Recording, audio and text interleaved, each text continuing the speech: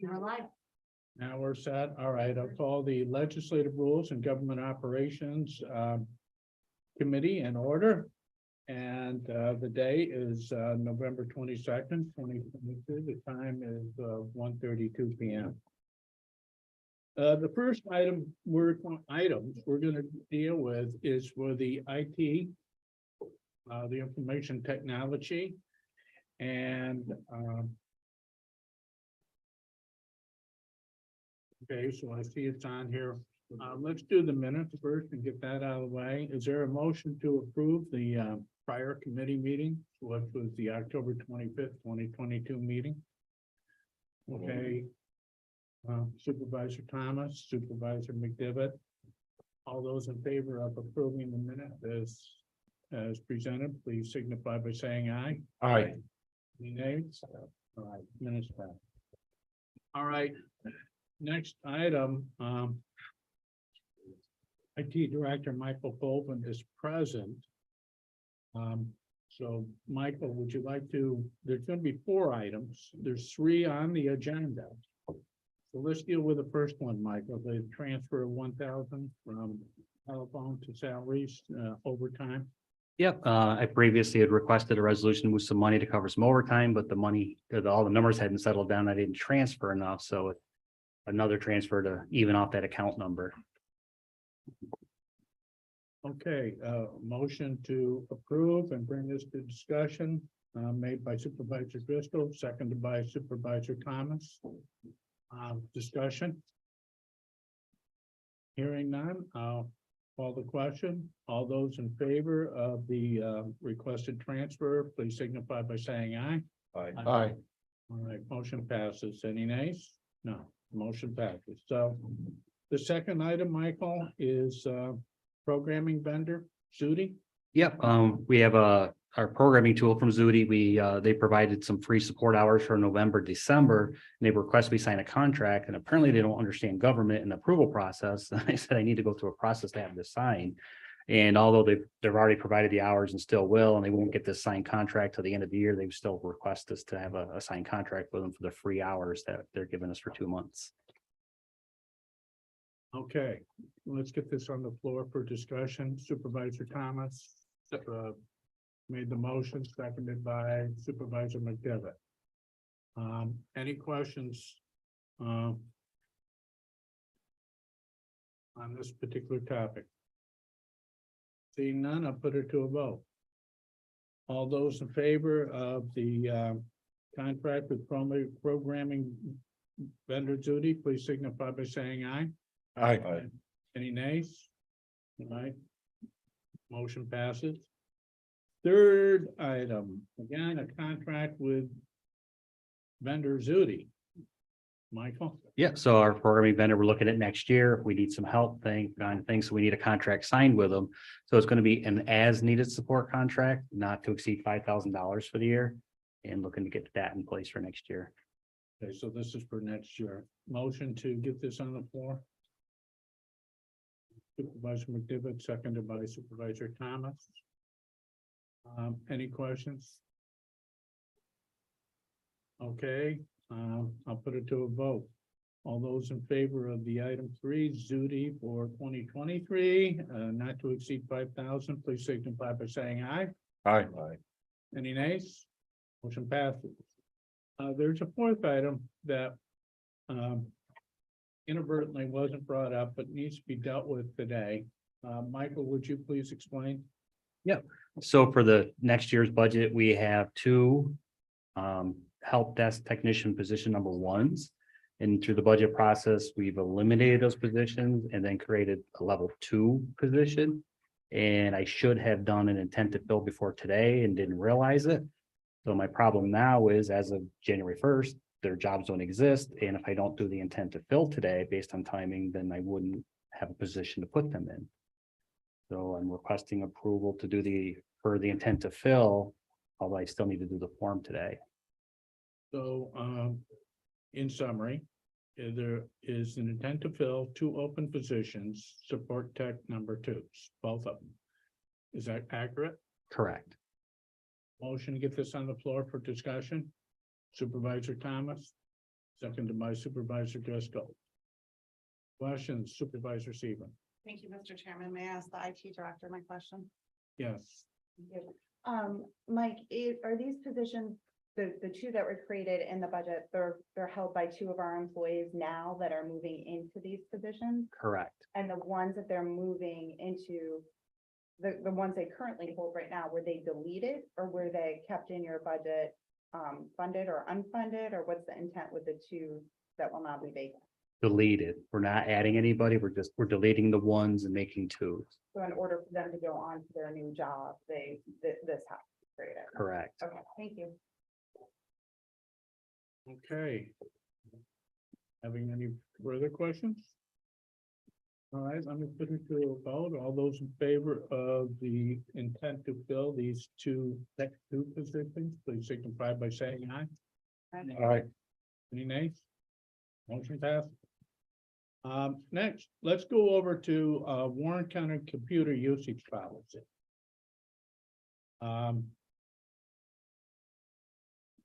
County Council Larry Elman, I think, worked on this and would like to get this through.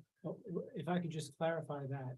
Yeah. This policy went through the administrative review process by the former county attorney, county attorney. Please or not. The director of IT, I believe, the human resources director also looked at it. And I believe the clerk of the board also received a copy of it and reviewed it back and so the documents that I provided to you in the packet, there's two. They were provided back in July of 2022 or early August, possibly of 2022. The first document is a clean copy of the proposed policy by the administrative group. And the second copy is a red line version. And from that red line version, you'll see that there's been substantial additions, deletions, and modifications to the policy, the computer use policy that was in place. My focus was to make a policy that provided very clear definitions, very clear requirements to include violations of the policy, as well as providing really a new section at the very end.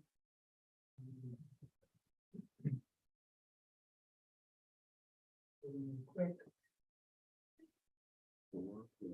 Yep, section 4, access to computer network data, to lay out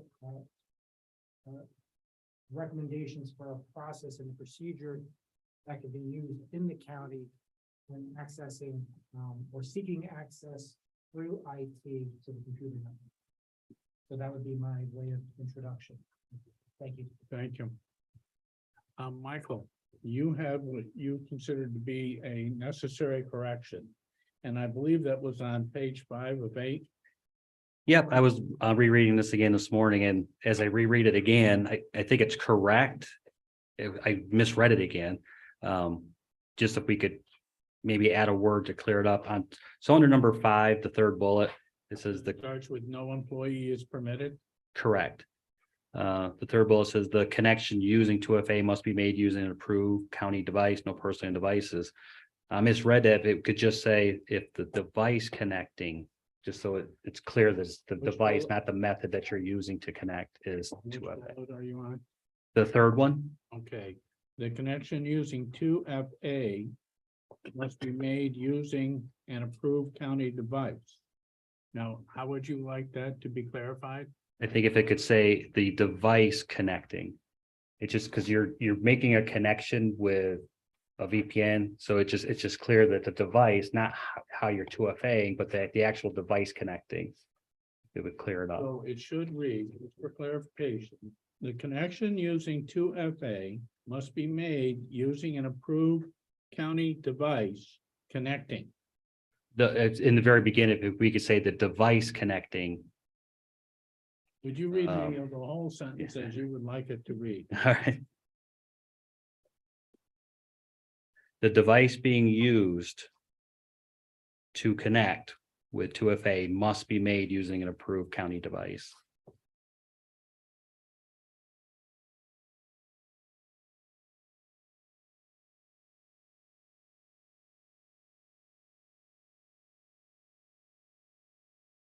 All right, so the third bullet would read, the device being used must be an approved county device.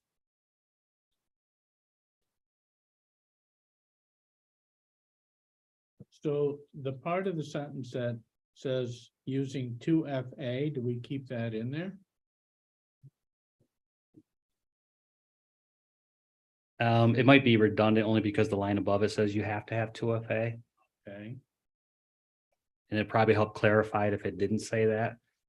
They just want to be very clear that the device being used must be a county approved device.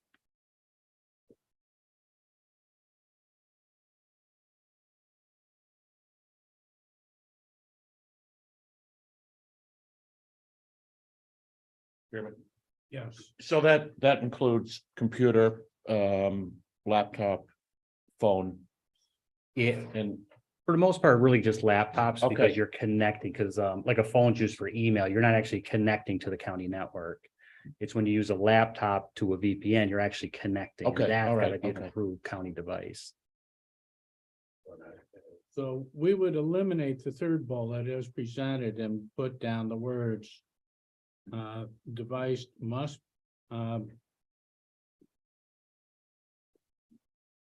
the device being used must be a county approved device. Correct. Clear. Supervisor Seaver. Thank you, Mr. Chairman. My question here becomes, I don't see an exception in C under security that relates to elected.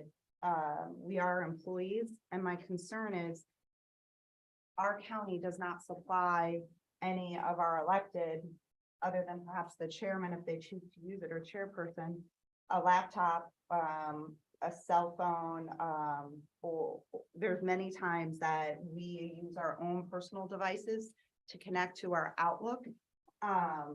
We might access it perhaps through a public library if we're out of town or somewhere, town employees. If you're a town supervisor, you may access your computer through your town computer.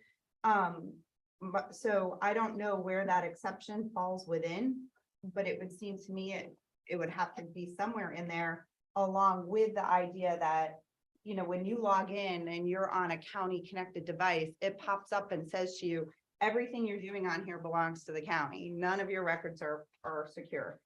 They're the taxpayers. When we connect outside on any of our own devices, as any one of us, none of us, unless you're here in this building, are checking okay before you go through the VP and to get to the Outlook. Like we have this duo authority, you know, that comes through now that we're saying, yes, we're secure, but we're not also doing the same daily login saying that we recognize that our work is the public's. And I assume that pop-up remains in this process since it's so important as a reminder, but it should be done for anyone logging in, as it says here, to the county's network from any outside source, such as a web page or VPN, and that's not currently happening. So you just, Michael. Can I clarify a little bit? So email is one type of connection and using your computer through a VPN is a different one altogether, because you're not actually accessing the county network with mail. It's just like a Gmail or something else. It's just, you know, Right. it's just the mail. It's when you're connecting with a device that you're actually on the network.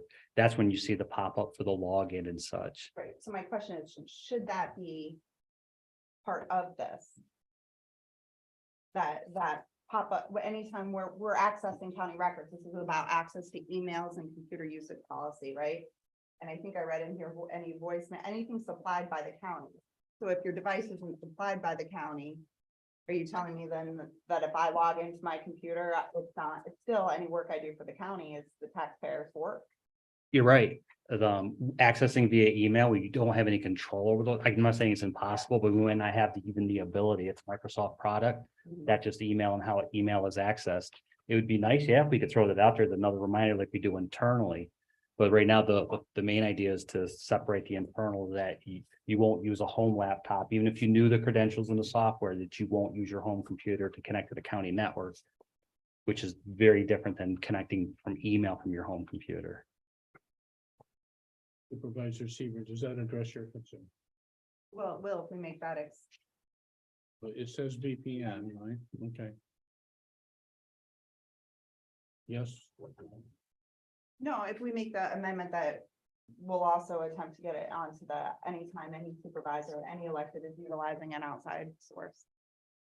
Are you proposing another amendment? But you can get to this one first, that's fine. Do you need to have that additional language then as an exception? Oh, I In just, that last one, any exceptions to these requirements? Like the chairperson has a laptop that's authorized by the county. correct, So when they access it through the laptop, they can access all of the county files correct, and that pops up on it. yes. That's just like you're sitting here plugged in. Okay, You'll see So the is same that- exact login. this whole policy only refers to that type of access? No, I believe there's a lot of things that are covered in here. And one of the newer things is the 2FA, that we're really required to do it and just making sure everybody's aware of that. So if there's a loophole, somebody's found a flaw that you've been made aware of it, just because there's a flaw that doesn't make it okay. All right, acting administrator Liga. Like, No. Golden there that for the supervisors in their day-to-day work, do they ever really access the network of the county? So that's a question to I'm sorry, I didn't hear it. the. well, Right, as would a supervisor on their day-to-day work ever access the county's network? Not normally, just I think email is the main thing supervisors use. And that is separate, you were mentioning that is separate and apart. So if I access my county webmail from my town office computer, that is different than accessing the network of the county. Correct. Okay, Supervisor Driscoll. Thank you. So I can better understand or participate in this conversation, at the risk of sounding naive, I've read all the information, but I don't know what the acronym VPN stands for.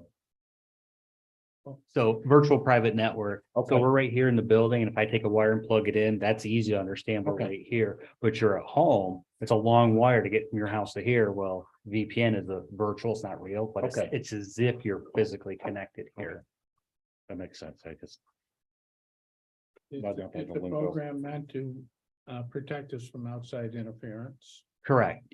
Yeah, it's so that we can work remotely as needed and just kind of tighten up security because everything's really changed.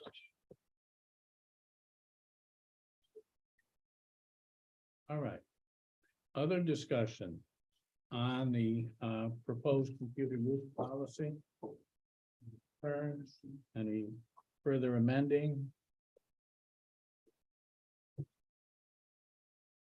Yes. Supervisor Disco, you. yeah, I read all of this and I don't know what the county's policy is. Employees receive this document. A lot of the documents that I read, I can get on the first read. Some it takes two, some it takes multiple. I'm just interested in if individual departments provide an oral presentation to employees so that they have the document in front of them, please read it. We're gonna have a meeting, or in the case of larger departments, we're gonna meet 3 or 4 times today or tomorrow, just to review that so that you understand all the language and that type of stuff. I think it would be important to people like myself, who may not be as, up on all of the different types of usages of, the internet. So I would encourage if departments aren't doing that, I think that either between, Mike's department and HR, that, you know, we could put together a short presentation just so that, we're reinforcing what people are reading. Well, there is a form on the back. that Yeah, employees have to sign. But oftentimes, I know in the past, I've read it. I understand it, but I still have questions like I asked today. I'm wondering if it would be helpful. I don't think it would take that much more time to also do a individual departmental presentation. Just a thought. Well, no, I think it's a good thought. And perhaps just because of logistics, we could have department managers, department heads Yeah. meeting, share this with them and make them responsible. Right, for yeah, sharing yeah. with the employees. Yeah. Is that possible? Yeah, just making notes for the, new county administrator. Okay, so this needs to get approved by the Board of Supervisors ASAP. Sure. So that it's in effect. Yeah. But I think your suggestion. Moving forward, for Yeah. next year, we could, yeah. Supervisor Seaver? Thank you. I think my colleague from Glenn's Hall suggestion is an excellent one, but I also think in the past, we've had workshops of the board. I think it would really be beneficial for the supervisors to also have a training from our IT department and our county attorney with respect to this policy. So if we're gonna train our departments and our employees, we should really be training each other on the applications of this. So I would also like to see a training provided to elected, because there is a very specific aspect of this at the appropriate time to talk about as it relates to elected. Not a bad suggestion. Administrator, can we work on that? That sounds perfect for something in January. Okay, Also, just on that note, man, on page 8 of 8, the acknowledgement. This is a question for the county attorney. Do all elected also sign this? And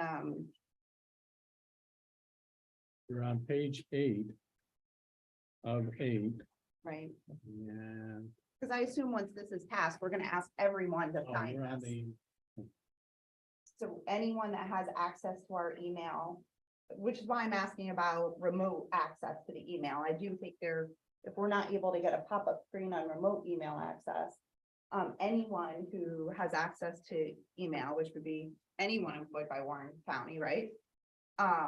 Should sign this and send it to IT. So do elected and anyone that has access, sign this. well, most of this agreement wouldn't apply to most of the elected officials. But it does with all these amendments. Absolutely does. Well, we're not accessing the VPN. But it applies to all of our county records and our emails. Yeah, well, emails are emails. May I ask the county attorney? I think it's a good question. I don't know that I really thought about any distinction. I thought about who is accessing the computer network, which does include email. So I would kind of look a little bit to the director of IT as well. I think it's probably a good policy for anyone who has access to acknowledge that they've received and read the policy and understand it, and are going to abide by it. So, yeah, and when we say elected, it's not just supervisors. Right. Coroner, it's the sheriff, the treasurer. I would suspect. Yeah, I would think Well, practically, yes, and then maybe as number 2, from a leadership perspective, supervisors maybe want to even sign it first. well, it does say employees, and we are technically employees of the county, so I think it already kind of covers us, and I don't have a problem signing it. I don't use it, but I don't have a problem signing it. Mr. Chairman, we all use email, so that's again what I'm getting at is these are the terms. We're talking about a computer usage policy, which does include our emails, our county emails. So what I wondered was, up to now, are elected signing this? And if not, then can we put it in this policy so that elected are signing it? Most don't use the county email, but that's don't fine. access I the don't county have an email? issue with it. Yep. I think everybody will sign it. How's that? Yeah, all employees. Well, and even in the beginning of the policy, it does lay out, it would be, it governs county employees and agents of the county. Because there's other individuals potentially who may have access to the computer network who are not officially employees, but this policy would apply to anyone who has access to the computer network for foreign town. It would include elected officials as employees. Okay, thank you for that clarification. Any other thoughts on the computer use policy? Okay. Supervisor Bramer?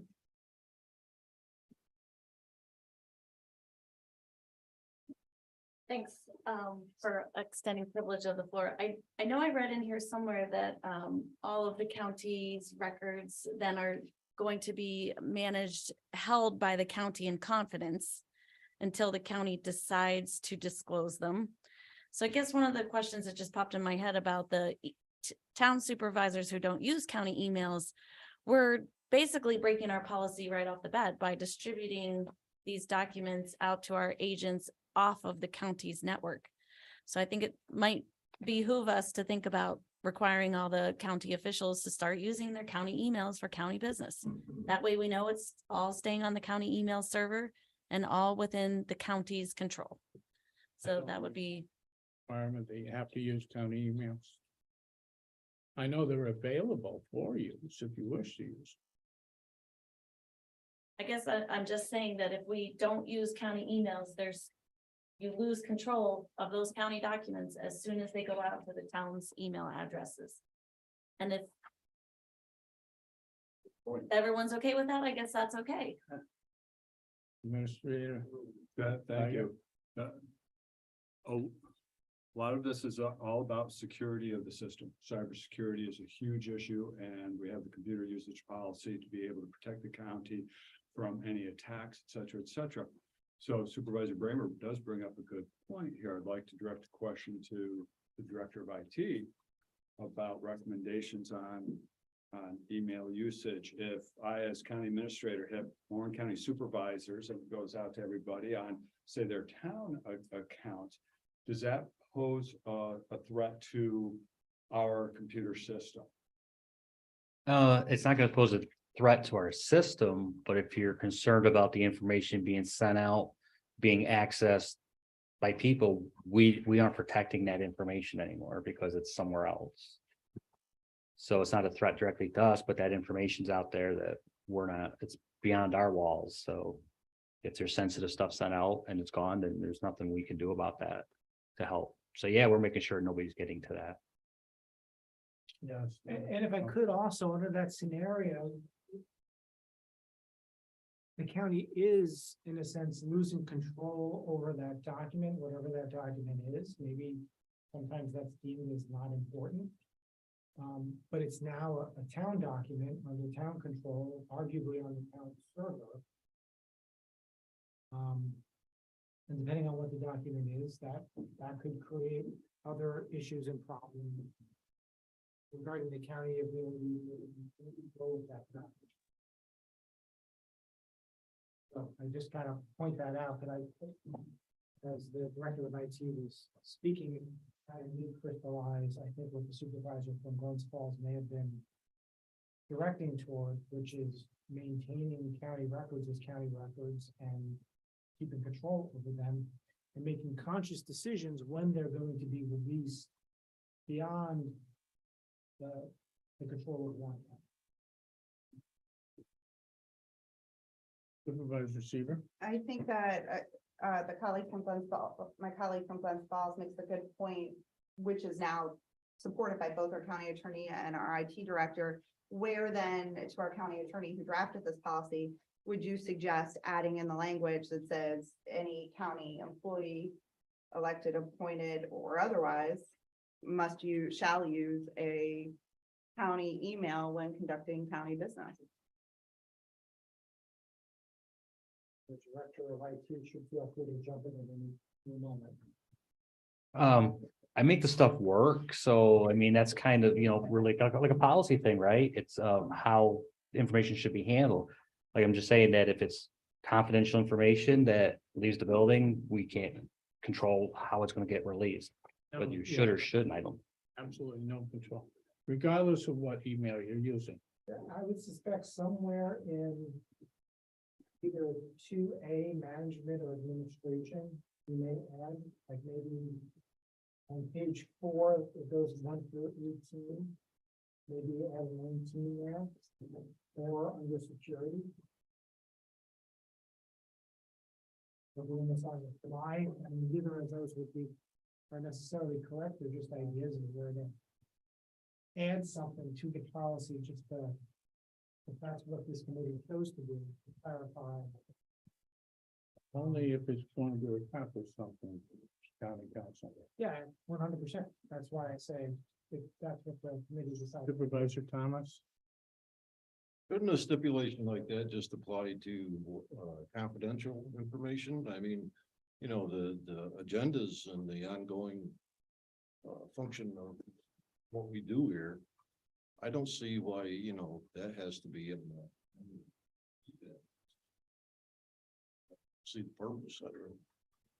I don't see the harm of having it either way. No, obviously, if someone's going on the county system and gathering confidential information, then sending that somewhere, I think that's already covered in this policy. So. Not agreeing, I know the supervisors look, I'm not agreeing with this. I'm just I saying. think that's a good point, because something like an agenda is all gonna be public. Yeah, it's, Anyway, What are we trying to hide? I don't understand. yeah, I guess the question is distinguishing between the documents that are confidential and aren't. But if it's confidential and you send it through the warrencounty.com or whatever it is, email address to an individual, that individual can do whatever they want from there. You have no control over that. Regardless of what email you're using, you have no control once it reaches the individual, even if it's labeled confidential. We know that's happened before. So I'm not in agreement with proposing some limitation that is not going to have any positive effect. Supervisor Seaver. Thank you. We work for the county. We're paid by county taxpayers. So if we're an employee, shouldn't we set the standard to our employees and do our work on a county email? I mean, the bottom line here is, for example, I happen to be foiled quite a bit. All of my work takes place on my government email. Now, say Frank, our supervisor from Stony Creek, say you don't use your county email. I know one's been issued to everyone because we all have to comply with training. And the only way to comply with the Warren County training is to have a Warren County email. So everyone has one issued that is a Warren County employee. My purpose, however, is that by allowing and requiring everyone to utilize their county email should say, and I'll use a pretend supervisor because I certainly don't want to point my finger at my colleague from Stony Creek. Say we have a supervisor X who doesn't use their county email, as you suggested. Some do not. What is the purpose of that? Well, if you are foiled and the public has a right to our documents, and I'm a big believer, nothing should be redacted. Everything should be given out. We work for the taxpayer, give it all. As far as I'm concerned, this policy should be a one-page policy that says, I understand I work for the people. But say a FOIL is done, that supervisor's emails are not subject to FOIL from the county. So our IT director spends a ton of time looking up FOILs, looking up for information for public records on half the board who's not using their county email. It is such a simple concept to say, use your county email. I disagree. Certain individuals, Again, even as those chairman, person at you're the supposed table, to just have move foiled the dialogue along. me. There's no problem. All the Queensberry supervisor at queensberry.net, This isn't about the the town. Point of individual order. foiling that information gets all that information. Point of order, you're not supposed to. Yes, supervisor. Just, I was glad to change my email to the county email, I think it was 3 years ago. But in the meantime, I continue to probably receive 2/3 of the emails that I receive are to the email address that I used the 8 years that I was on the city government. A Verizon account. I continue to get emails. Probably 2/3 of the emails that I receive are on that. So when I respond to an individual constituent or anyone in the county, I'm using that account. I don't transfer their letter over to my Warren County account because I'll probably delete it. But the fact is, I passed out, the first 2 years, I passed out countless, hundreds and hundreds of business cards. Mr. Colvin, I think, might have one of my old ones. Had that changed to the Warren County one. I'm very fortunate in 13, almost 13 years in public office. I've only been foiled one time, and that was, I received an apology from the local paper. They were wrong. But I see the need for that, but for me, it just hasn't. But regardless of necessary. your email address, everything that they asked for in that FOIL went to them, regardless. If it was correspondence that was county related, it still went to the newspaper. So my point is, I don't see any point in putting a limitation in here if it's not going to achieve anything. But we do have the FOIL thing to adopt, and it is important that we adopt this, but is there any further suggestions for amending what's before you today?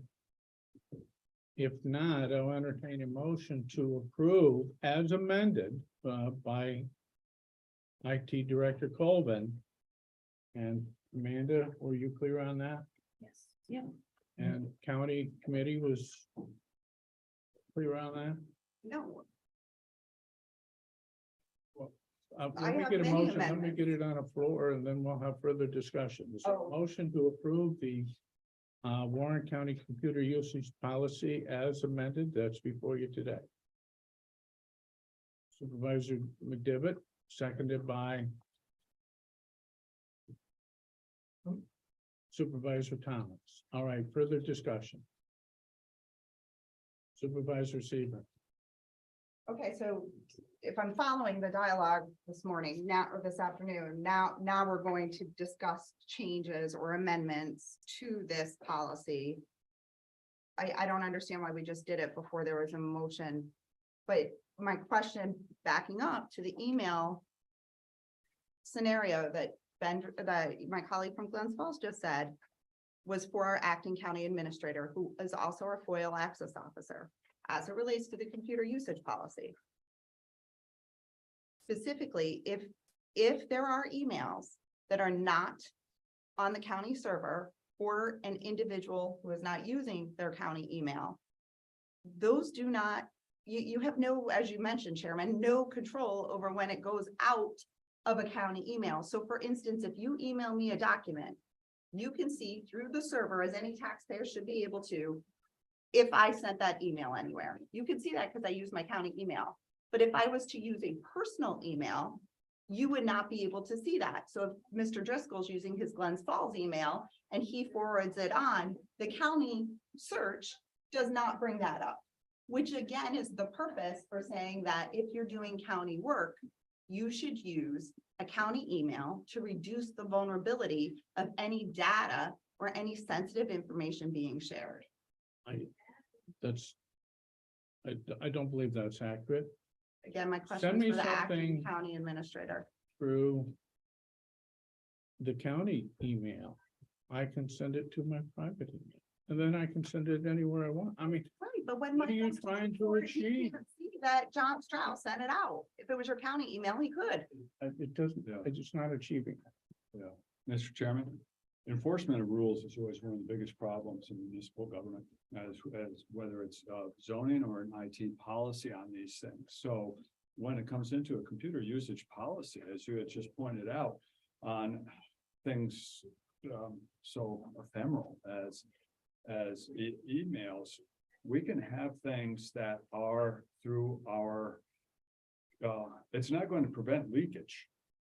Just using our own county addresses is not going to prevent leakage of sensitive documents out there into the public.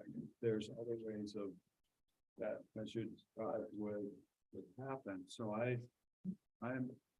how can we enforce certain things? And also, as a town supervisor, I have received foils on my email for county related subjects. So those that want public information from a particular supervisor are not limited to going just to the county and the records access officer at the county.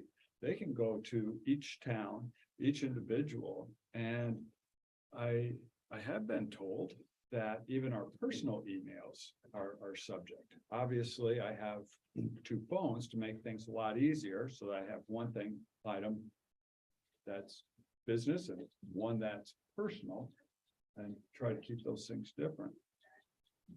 So, Yeah, all right. and practicality and thinking about all employees, it's not just elected officials, but all employees can also conduct business on their personal accounts, send to from their computer, or whatever, even download documents, print them out, scan them, and send them out separately, so that there is no direct link from one email account to the other, but information has gotten out there. Once it gets sent out. Okay. Is this the same topic, Supervisor Seaver? I believe we all have a constitutional right to debate. My question here is that in this computer usage policy, where does it say email? And I see here to include not limited to emails and text messages. So if we're all signing it, saying that we're going to use our county information, to the supervisor from Glens Falls Point, we're already violating the policy the minute that we sign it for supervisors that are not using county issued emails. That was her whole point. We're via those that do not use a county email for work for the county are immediately violating the authorization that they're signing. And that's why she brought it up. I'm really, I understand the concept of anyone can forward anything, but the point here was use your county email address. Practical. Yes. As town supervisors, we sit down at our computers and we have our town account, supervisor, town of Chester, ny.org, and I get things through, and I am able to get all the messages from there. I cannot get my supervisor at Warren County and why on my Outlook. I have to get on extra because of the authentication. I cannot just have it embedded into my home office email. So I Right. have to get onto another account, which really impedes me from ever checking my Warren County emails. Well, Unless I'm on the county administrator's computer that is set up to access it. I think the consensus of the committee is in agreement with you. That the proposal would not necessarily accomplish what the Supervisor Seaver wishes it was. Supervisor McGowan?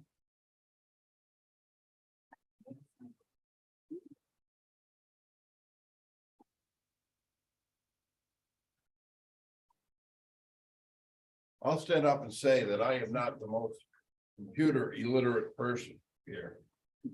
But I do have a business email, I have a personal email, I have a town planning board email, and I have a county email. All right, now let me tell you that a lot of information flows for all of them. And I understand that. But they're all separated for a reason. And I think we're talking here about foiling and the foils. And once it leaves the county and goes to a town or personal email, how do you follow that foil? My opinion, all right, and when I first started, I thought I'd just keep it easy and keep it under my personal email. But then when I realized that, you're gonna foil, there's a lot of shit there you probably don't want to know about, you know what I mean? So I kept it with the FOIL. I mean, I kept it with I started the county, which makes it simple for me. I have it on my phone. I have it on my tablet. I have it on my computer. I don't know how you're having a problem with the outreach. Or the Outlook program, but I do happen to have great conversations with Mike, usually at 6 o'clock in the morning. And he helps me get everything set up. But because that's not, that's not my preview, but for the purpose, I think of. For foils in that, and since there's so many foils in that, is that we should, at our county stuff, be looking at keeping everything at the county so we have more control. And like I said, once it goes out, we can see where and who and how, and maybe if you forward it. But once we don't have that control here, so I mean, what's the sense of even going over this if nobody wants to make a change? But in the cyber security that has been going on the whole country and all over, and what Mr. Colvin's been doing for us, he's doing an excellent job. And what he's asking for is that we have a program that everybody can follow and not a certain few. Okay, thank you. Supervisor Thomas. What is it that we're controlling? That's what I would like to.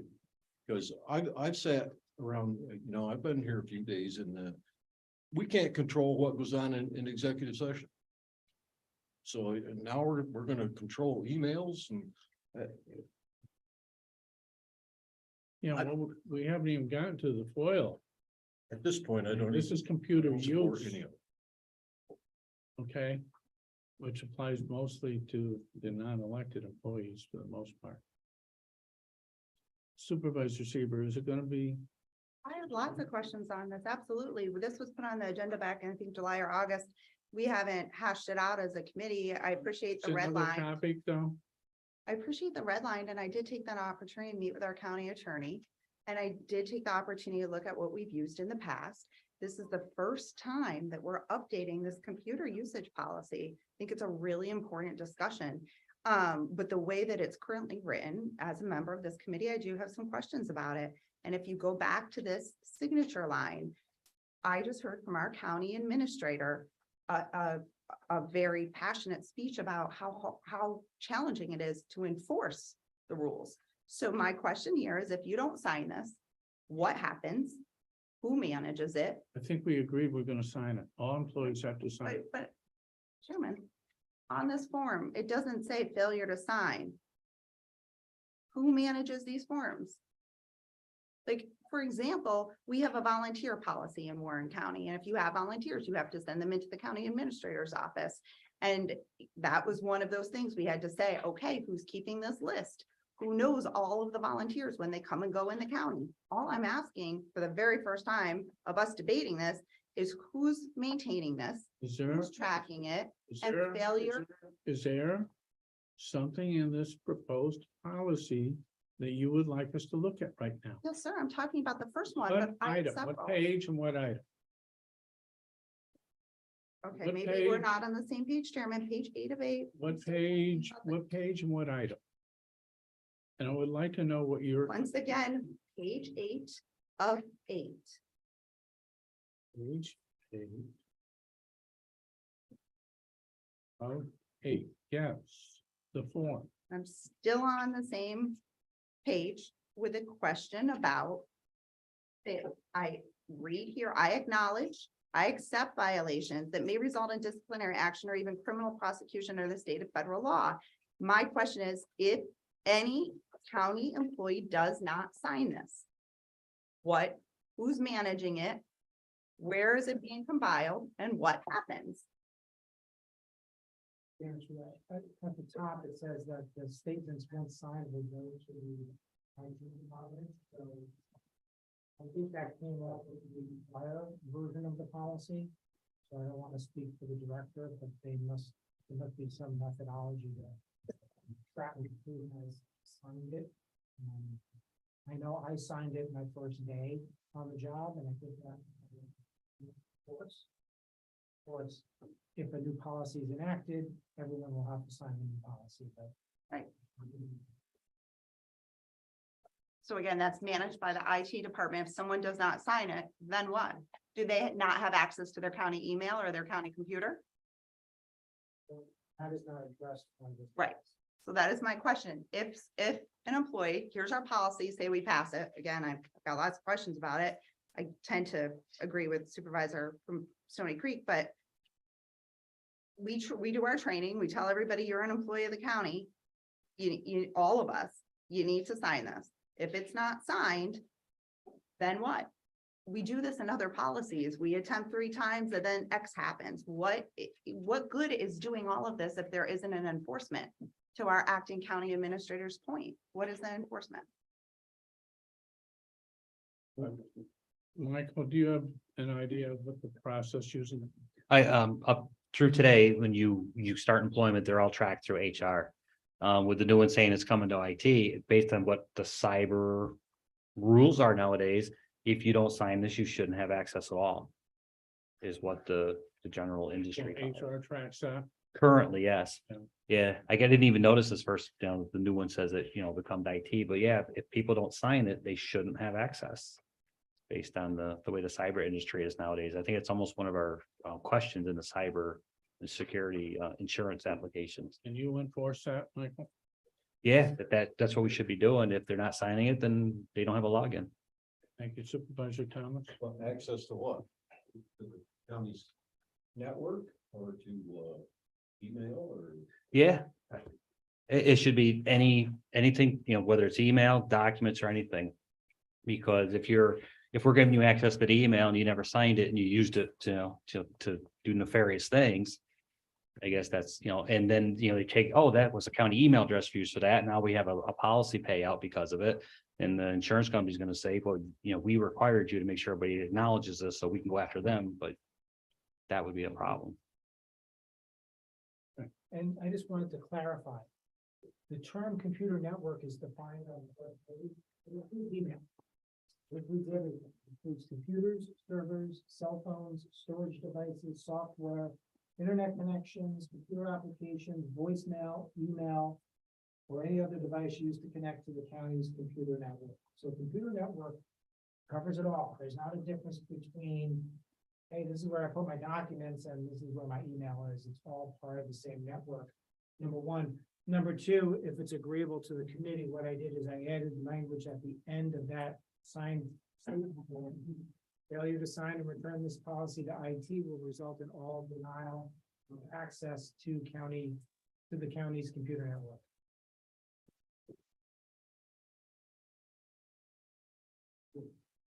In what time frame? Like I know for oath of office, it's what, 15, 30 days, and what time frame? Either a new employee or upon a new policy. Otherwise, you can have an open-ended time frame.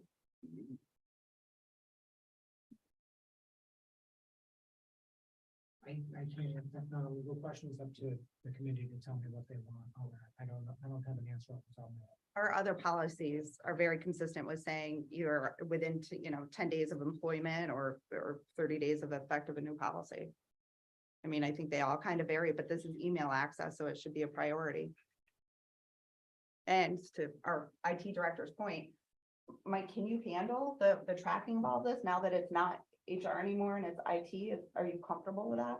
Yeah, we do new user setups and it would just be part of the thing. We won't do this unless we have this. Right. My opinion, we shouldn't even create it unless this is signed.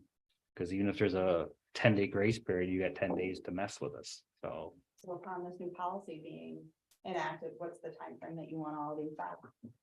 I think you should sign it before I give you a login. What if you already have a login? That's my point. Oh, if we do a new one, Yeah, this is gonna be a new policy that everybody has to agree to. I can't imagine, 30 days max, right? I mean, how long does it take? And I walk around to people if I have to.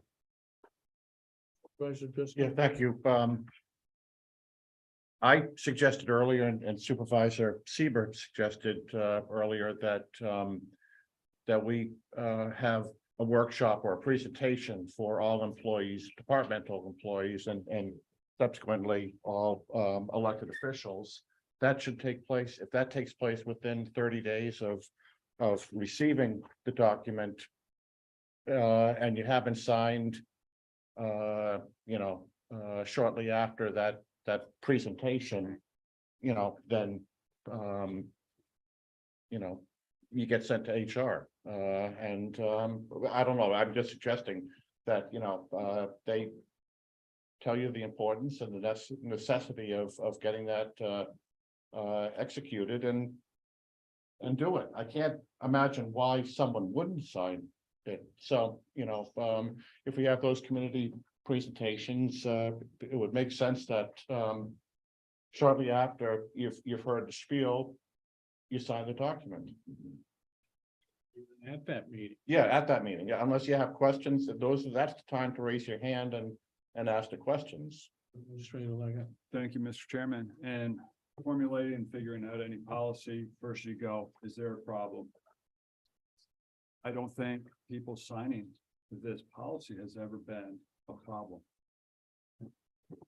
Right, counsel, you were suggesting adding a note or something like a note at the bottom of the signage page. Would you please go through that again with us? What I'm recommending is the last sentence would state, failure to sign and return this policy to IT will result in immediate denial of all access to the county computer network. Is the committee fine with amending the signage page as proposed? My proposal included a time frame. We just heard from our county IT department who said any amount of time becomes a vulnerability. So could we please add in the 30 days as a compromise? That Well, no one can use the county's equipment or services until they've signed. this is a new resolution. This is a new policy. It's gonna go out to every single county employee. We all have logins and emails. So they need to sign these within a certain amount of days. So it's not a matter of creating them, it's a matter of allowing us to continue to use them. For employees that use the IT services, right? Well, its computer network is defined by email. So again, it's anyone using county email. Those that don't use anything related to IT. Again, I think we're having a disagreement on terminology. I would just suggest, that if you don't have login abilities, you're in violation of dereliction of your duties. You can't do your work, whatever department you're in, unless you can get into your county internet. So then you got another problem. You just didn't sign it. You're not doing your work. How can you do your work if you don't have access to then you're in bigger trouble. You're not doing your job. If you're getting paid, you're not doing your job. Counsel? Maybe I could just offer a mediated statement here. Maybe the resolution will say all employees within 30 days will review and acknowledge. But the actual policy, which is going to be received upfront on day one by new employees before they get any computer access, keeps the language that says that if they don't sign and return it immediately, they don't get access. So, because you don't want to put in the policy a 30-day time period, because you're not giving your employees a 30-day time period. You're giving them one day when they get it and sign it. So, put in the resolution, when you pass it, or when you recommend that the board passes it, that it'll be effective or required within 30 days passage for all employees to receive and acknowledge the policy. Committee, is that fine? We'll put that in the resolution. It's inconsistent with the policy we just did for the DEI initiatives and with other harassment policies and trainings that we have. Just say upon a new employee, you sign it right away. If you already have access, you gotta sign within 30 days. I'm unclear what the issue is. I'm fine with the resolution as just clarified. I think it serves the purpose, but I'm just one person in this committee. I'm fine with our attorneys. I'm good, and like anything, if we find that some aspect of it isn't working out, we'll explore that. I think it's at another important that time. we get this into the next Board of Supervisors meeting. Can I move on to another area then? Yeah, Supervisor Seaver. Under section E, where it says for official business purposes only, the chairperson of the board of supervisors may direct, and it goes on to, several, What page are you on? page 6 of 8. I would like to propose that either says the chairperson and all members of the board of supervisors, or the chairperson and committee chairs of the board of supervisors. Where are you? E paragraph 2, I'm assuming, or no? Page 6 of 8, E, Paragraph E, first sentence. for official business purposes only, comma? Yep. And you're suggesting the chairperson of the board of supervisors. And committee chairs. Recognizing you probably don't want all 20, but here is the concern. If you have a chairperson and say you're in the minority and you go to them with a concern and they say, no, I don't want to hear this. And I'm not going to do anything about it. We hope that never happens, but it could. And you limited 19 other people from bringing a concern forward. So if you don't want to allow all supervisors that are all elected to conduct themselves under the county law, county officers law, then at least allow committee chairs. So there's an avenue for 19 other people, recognizing not everyone will be a committee chair, to follow this procedure.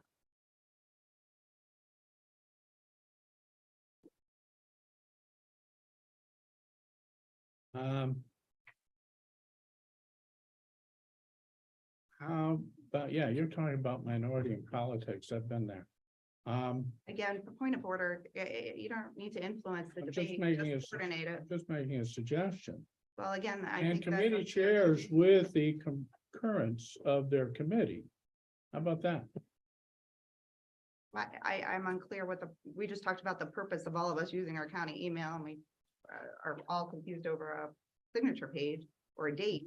I don't understand why you're gonna eliminate 19 other members. So why can't it say chairperson of the board and committee chairs? Because sometimes some people don't get to be a committee chair. Perfect. Then why don't we put all members of the board of supervisors? Because you're right, not everyone gets to be a committee chair, but not everyone gets the blessing of a chairperson that says, yes, I want to look into this either. So why can't we say for official purposes only, members of the board of supervisors? And then it gives you that checks and balances that everyone is looking for through this process. So any member of the board can direct the IT technology person to get data. No, only if the 3 things are meant below. So in that case, you would remove the chairperson of personnel from the written consent, or I guess leave. My concern there is a separate concern, which I can go to next, but the director of HR really reports through the personnel committee. So the chairperson, so now you've put the HR director in a position where, what if the chair of personnel says, listen, I really want to do this, or I really don't want to do this. And now you need consent from all of these. This isn't an and or. This is you're saying all these people say yes in order to obtain the information, which I think is a good process, but I think it should be for all members of the board. If you want to be inclusive, that's how it would be worded.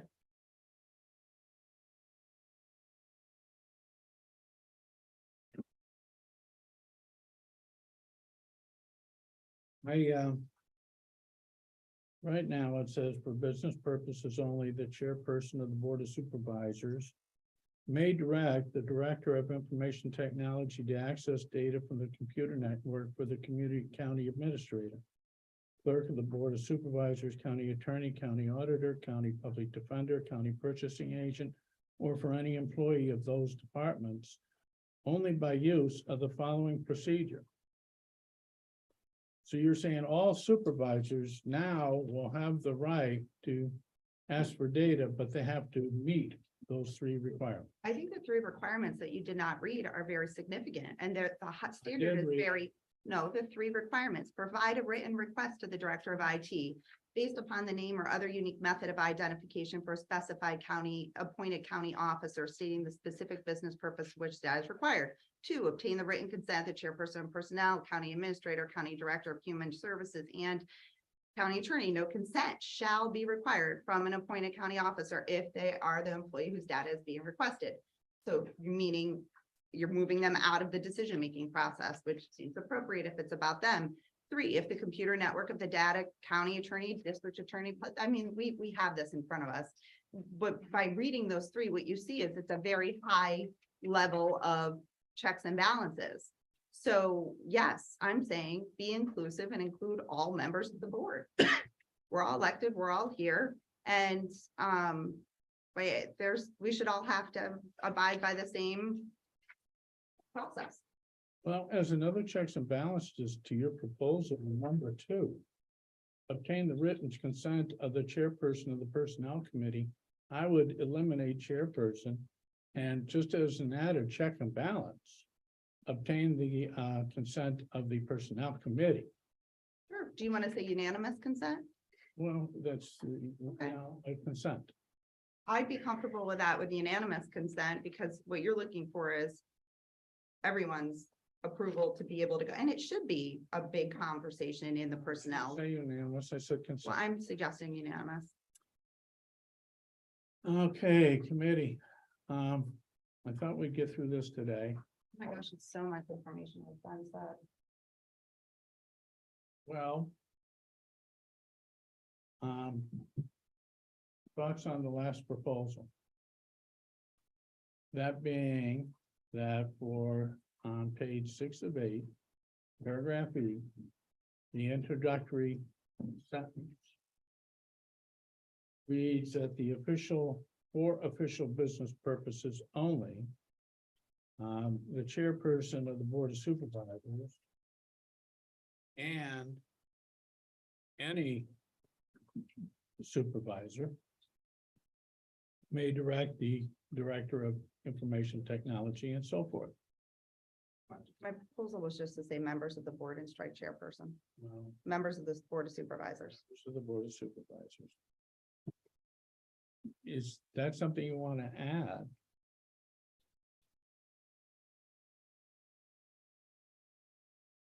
Spirit of inclusivity, as you mentioned, minority or They have to reach the 3 criteria, with number 2 being changed, that it won't be the chairperson, it'll be the consensus of the personnel committee.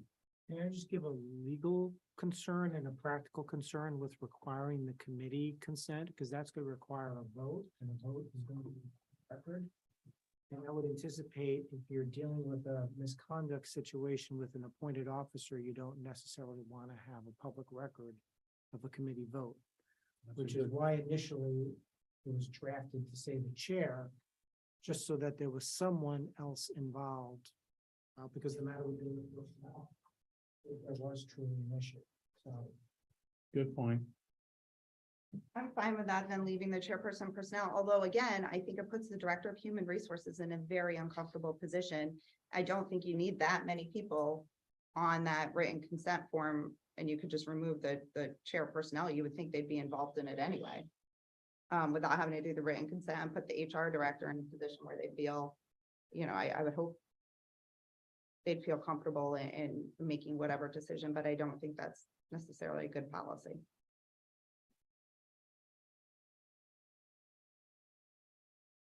Does that change county attorney? No, I'm not reading a consensus with the committee on We didn't ask. for either way or consent. the other. Supervisor Bramer? I was just gonna suggest that on the personnel committee that it,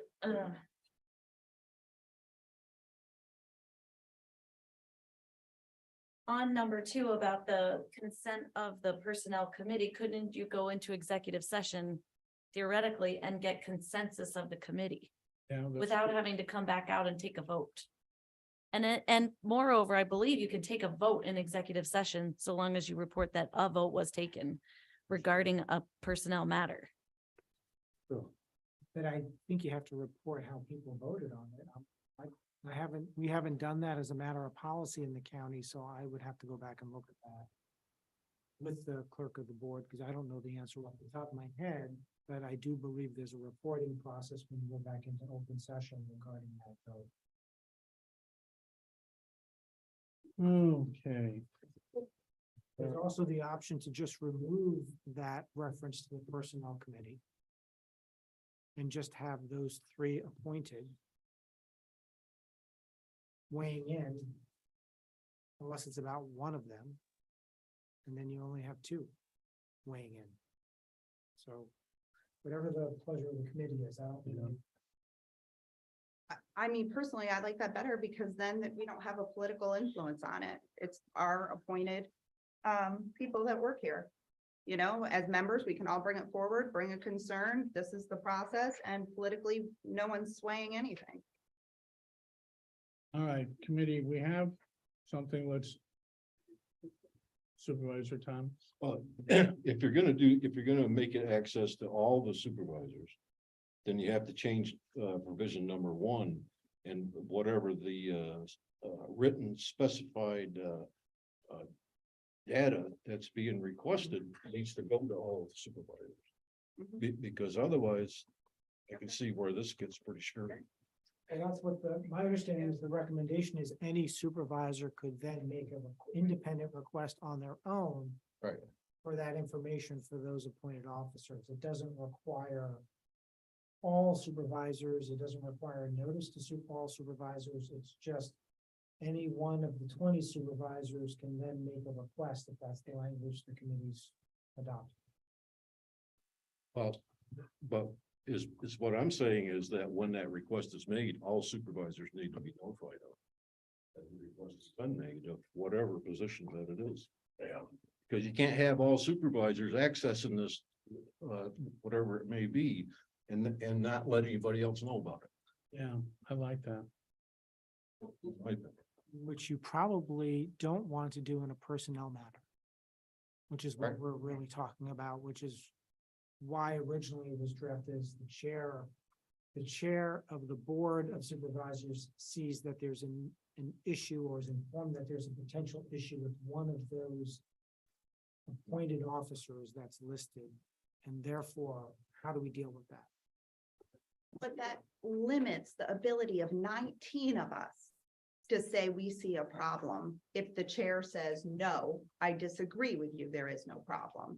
It limits a member in the minority if you want to pretend like it's all about politics, which I don't think it is.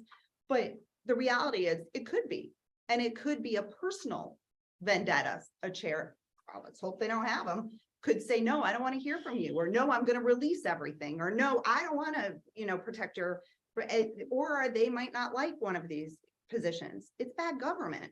It should just be that all members have the right to bring it forward, but they have to follow this.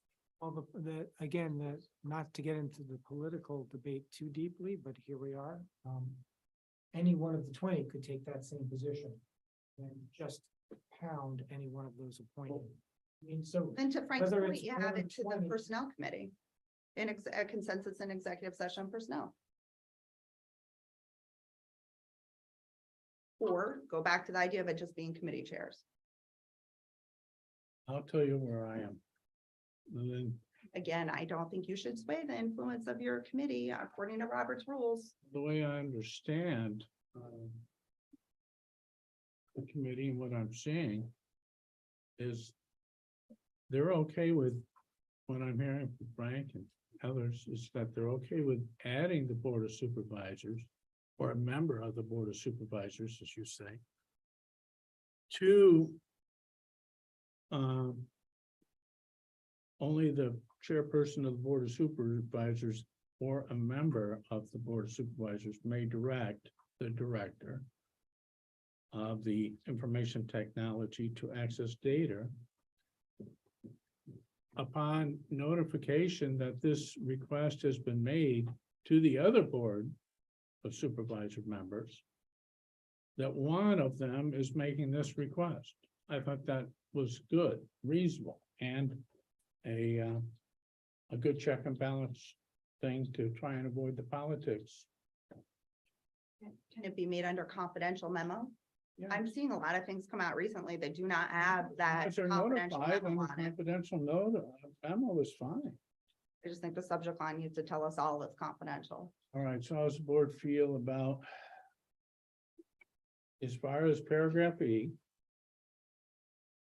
We will add a member of the Board of Supervisors as to the entities that may direct the IT director to obtain certain data.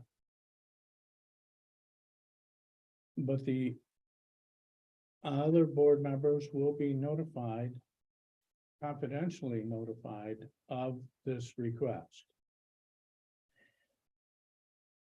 So that's in the opening paragraph.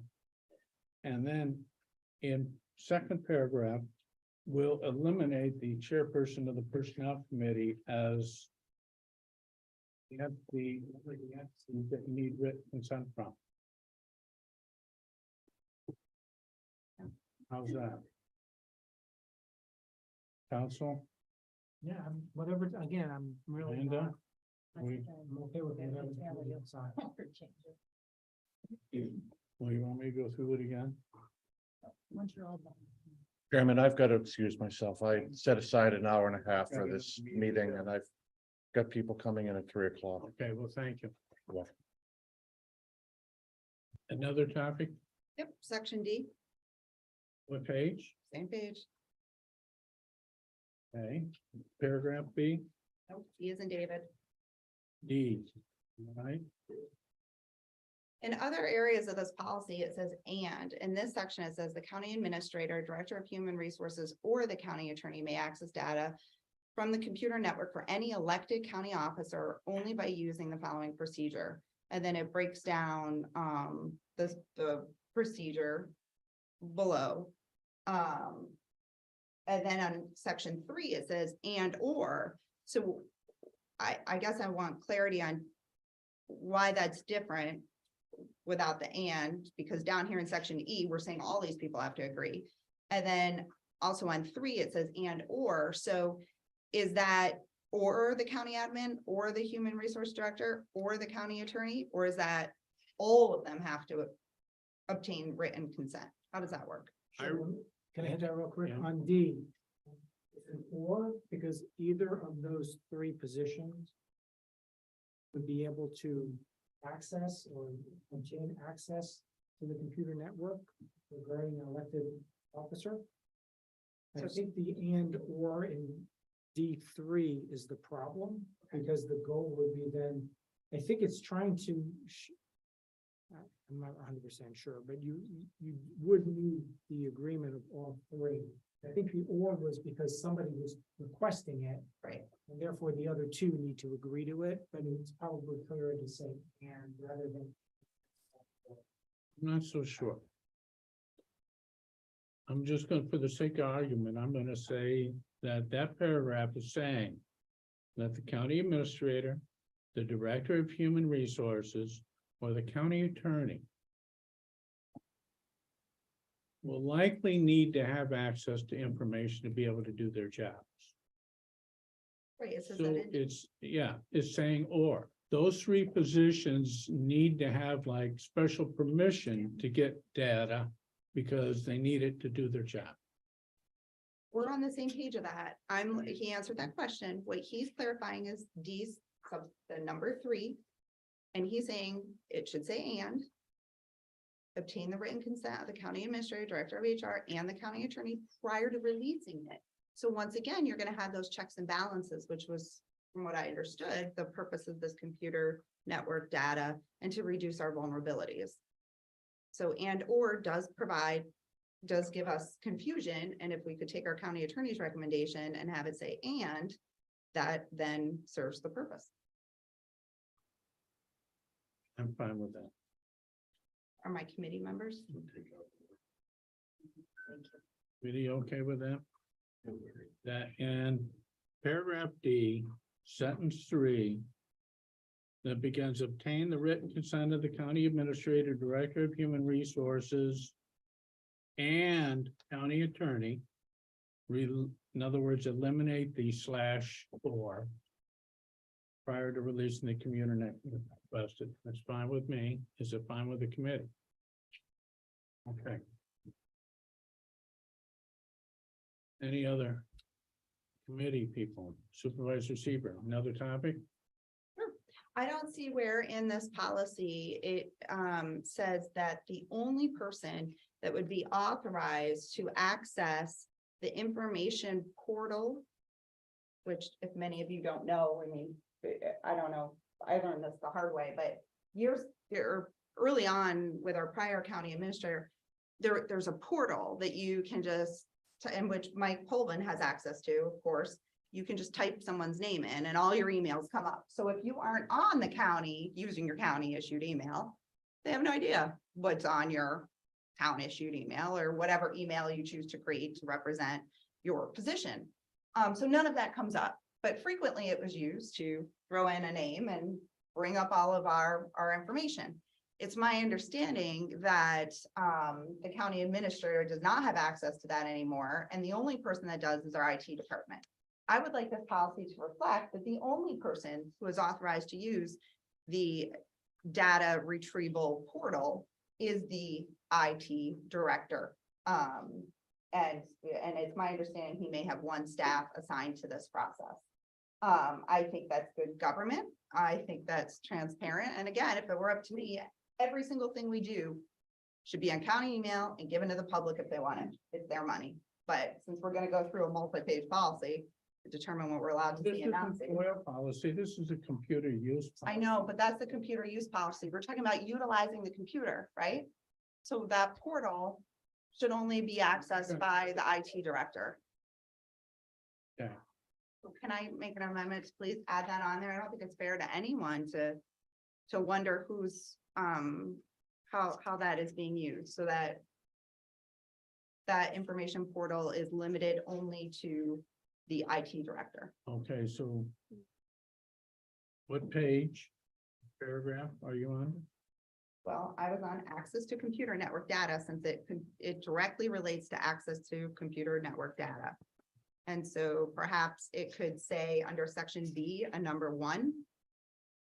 That says the only approved. Do you think that's already covered in C?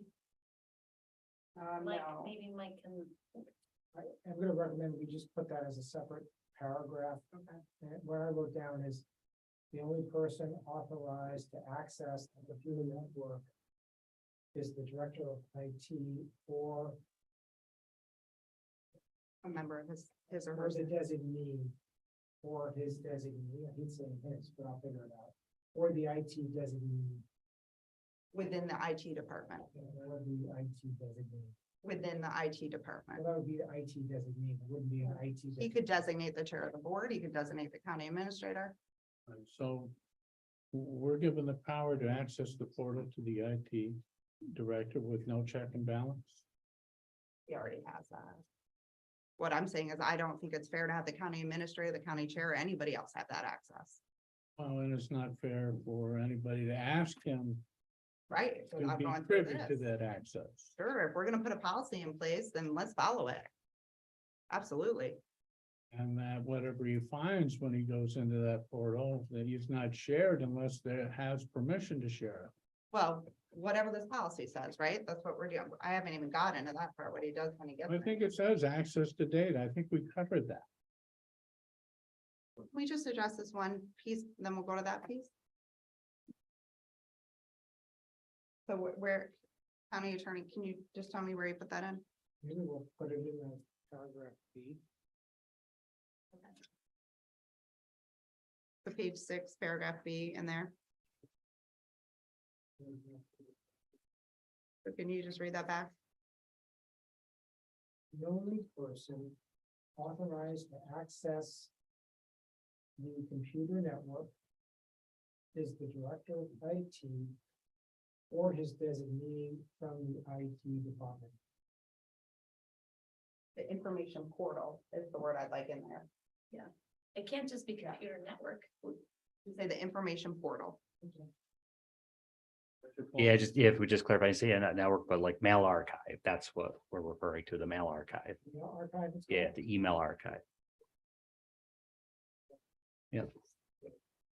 That shows like printers, things that, you know, that. would be- In other words, That was never on there. just to prevent abuse. Yeah, so now I I guess that can't gets a go little to- different. I can't go to Director Colvin and ask him to access certain emails that I'd like to use.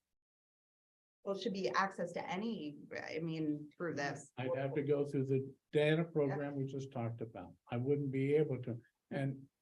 And so we need to make sure that whoever is the IT director understands that employees, including Board of Supervisor members, cannot gain access to the data unless they've received this prescribed permission. Well, to my understanding, the IT director had a hand in writing this, right? So, I mean, this would be the method for, it spells it out very clearly. I think we've complicated things, and I again, think would we just have give those- anybody anything, but. Those protections in there, okay. I just wanted to think out loud. No, in going through this, the only recommendation I would ask the committee to think from me that I did not put in here is the very last provision on 7, which is subparagraph G. Paragraph G, nothing in the policy restricts or limits access to the county's computer network data.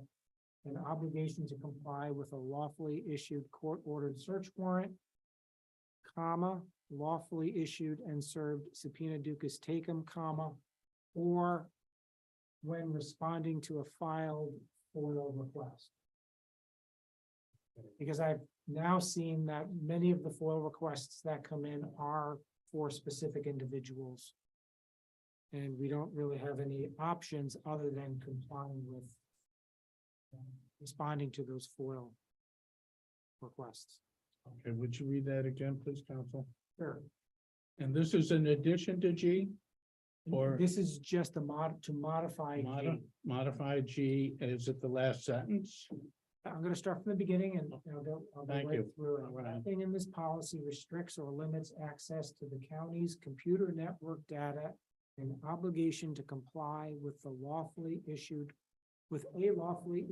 court-ordered search warrant, comma, striking the or, lawfully issued and served subpoena duces tecum, comma, or responding to a filed FOIL request.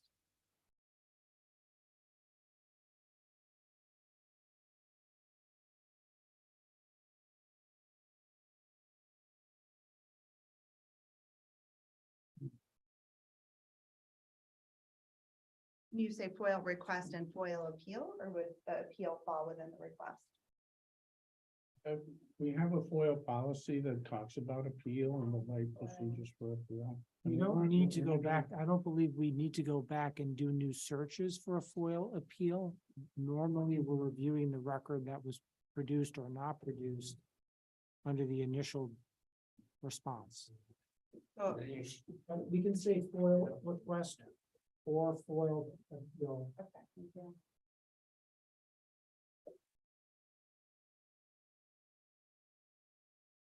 Or after the subpoena duces taken, it would be a comma, or responding to a filed FOIL request or FOIL appeal.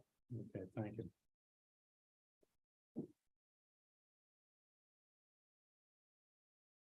Supervisor Seaver? Thanks. On page 7, since we made the changes to members of the board where it says chairperson, that would then have to be changed to members of the board. Where are you? Page 7 of 8, under the section that we changed on E for members of the board. So to be consistent with that, then it would be requested by members of the board. Released to members of the board. I still don't see where you are. Page You're 7. on, E3, Yep, it carries over to page 7. okay, where it starts with defender Correct. or its employees is being requested by the chairperson. And you wish to add or member of the Board of Supervisors? I'm asking it be consistent with the change we made on E line 1. And to do that, it would be requested by we changed that, right, to say by the members of the Board of Supervisors, so being requested by the member of the Board of Supervisors. I'll confirm that. Thank you. That was my only concern, that the language is consistent with that modification. Okay. Anything else?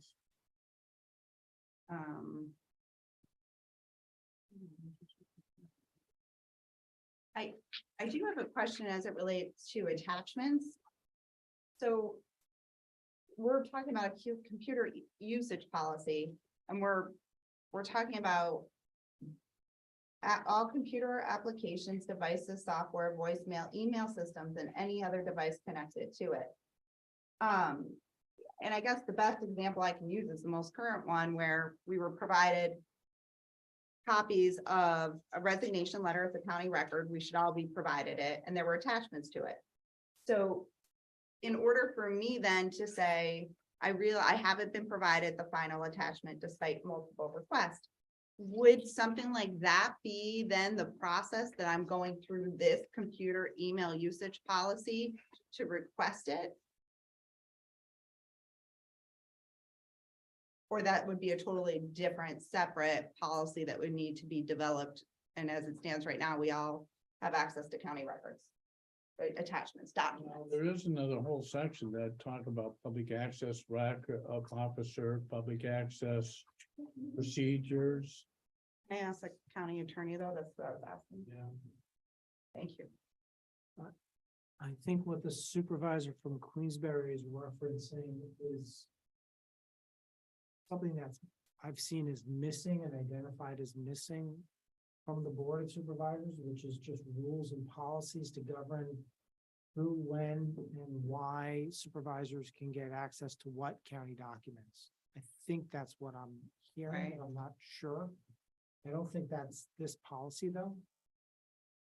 I think the Okay. Board of Supervisors has to supervise themselves and determine, completely unrelated to this, how a member can get records or documents, and how does that look and how does that work? Okay, so your answer to my question is, no, this would not be the policy I would have to go through. It would not prevent us from being able to see county-related documents from that perspective, and that we have more work to do down the road. If we're not gonna amend this policy, perhaps we want to talk about having one that spells that out a little clearer. Yes. It's not part of the computer use policy. So can we add that as a pending item in the future?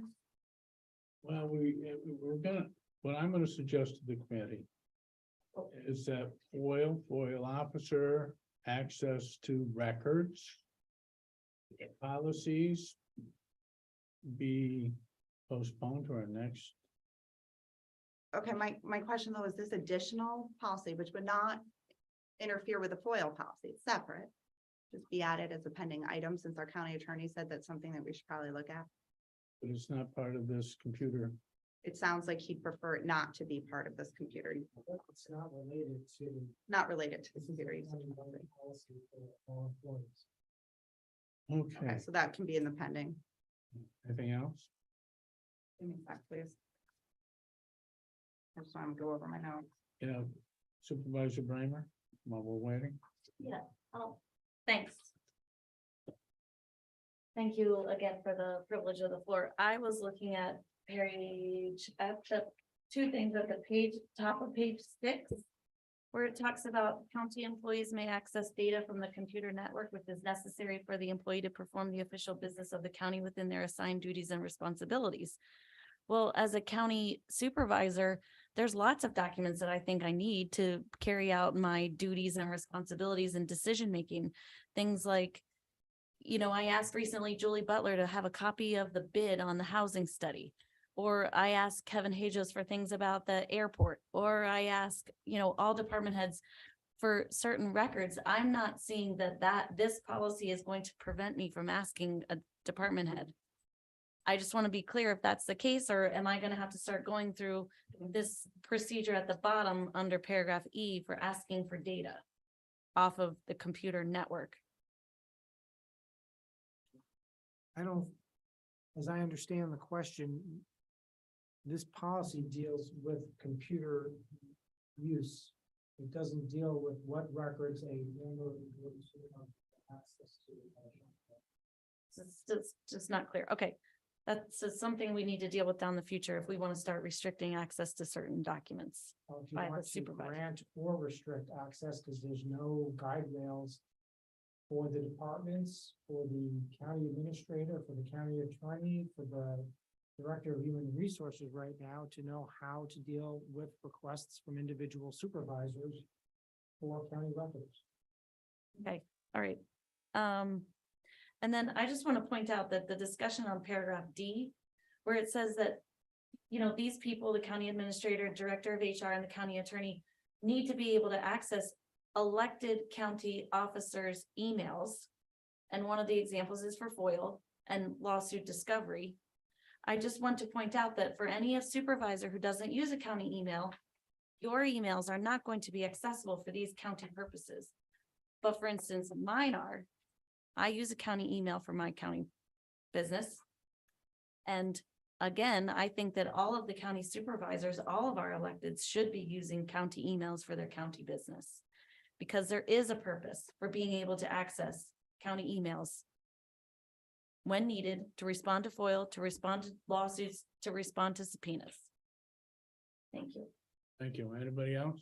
I would recommend in that paragraph that was just pointed out, that we take out the word FOIL response after the IE. Where are you? Paragraph G1. Paragraph E1. D is in dog, number E- 1. D is in dog. Okay, provide a written request. At the very end, at the last line, it says I period, E period, FOIL response, comma, that should be removed. May I ask why based on those comments? Because we just added the D, responding to FOIL requests as the same category as dealing with a search warrant request or responding to the subpoena. Okay, so unrelated to supervisor from Glens Falls, her comp, that's just an extra catch that you caught when she said Correct. FOIL. Okay. So based on the information that she just said, then why can't D say all county employees must use shall use county issued emails? Before you said you didn't see a purpose, but a purpose was just clearly stated and it's in our policy. So why have a policy that you can't administer or utilize in the way that it's being directed if you don't have that in there? I mean, I'd like to support this, but that makes total sense to me. And I think you all drafted this policy, so you can't use it as intended unless you have all of us, every employee using their county email. I don't see agreement with that point of view, no matter how many times it gets repeated. Okay. Can I ask the county attorney for an opinion on it based on the comments from the Glens Falls supervisors? Same question. It's up to the committee to determine what they're gonna do. I can't give a legal opinion on it.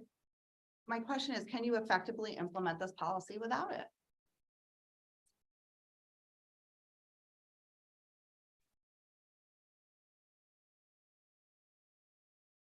My question is for the county attorney.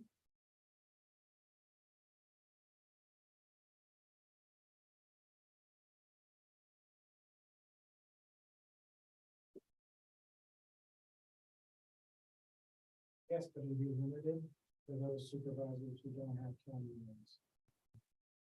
But that's again, I defer, this is clearly a political conversation, not a legal. Unless everyone's gonna have access to everyone's information, which is I'm a firm believer we all do, then there's no way I can support this unless we're all gonna agree we're all going to comply.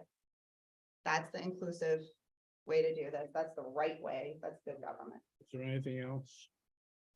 All right, well, I'm going to suggest that we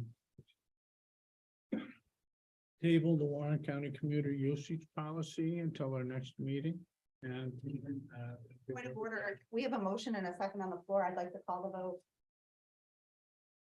I'm suggesting that the ones who made the motions are wishing to withdraw. the Point of motion. order, you're influencing the debate of the committee. Why can't we call the vote? Let me. Who's, You have a motion on the floor made by Mr. McDevitt and second by Mr. are they Burns. allowed to withdraw? I mean, if they want. Either withdraw or call the vote, either way, it's not going anywhere. I know, but I don't think we have the votes today. Well, that's what excuse me, point of order. By you saying you don't have the votes today, that you're purposely delaying something so you get the votes that you want. That's not okay. That's like I don't know. Let's vote. You have a motion and a second, vote. Had withdrawals. No, you Okay. didn't. A chairman, our budget officer over here said either way. Well, what's going to happen is, yes, I think we need four. Point of order, since when do you say what, how? people are Supervisor gonna Seaver, vote? you have not been recognized. A point of order supersedes any other motion. My point of order is that you may not tell supervisors how to vote.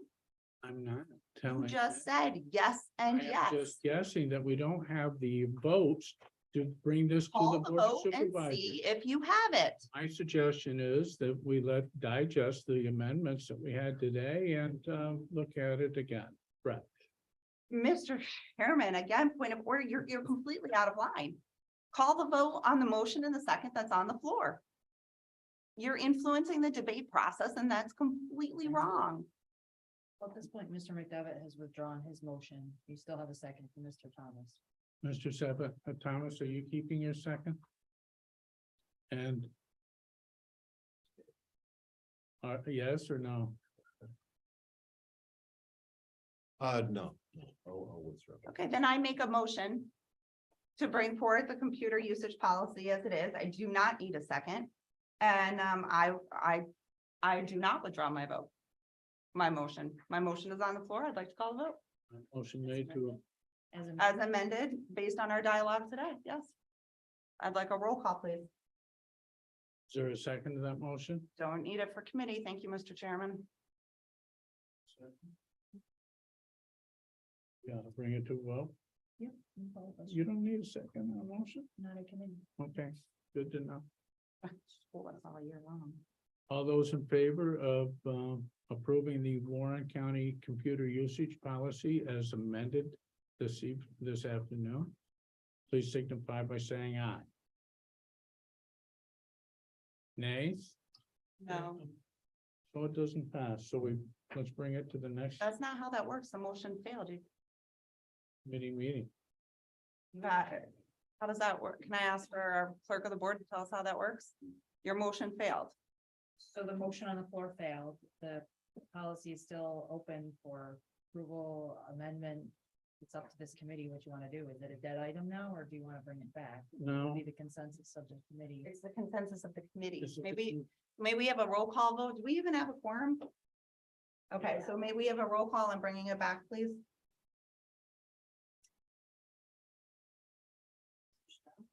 Yeah.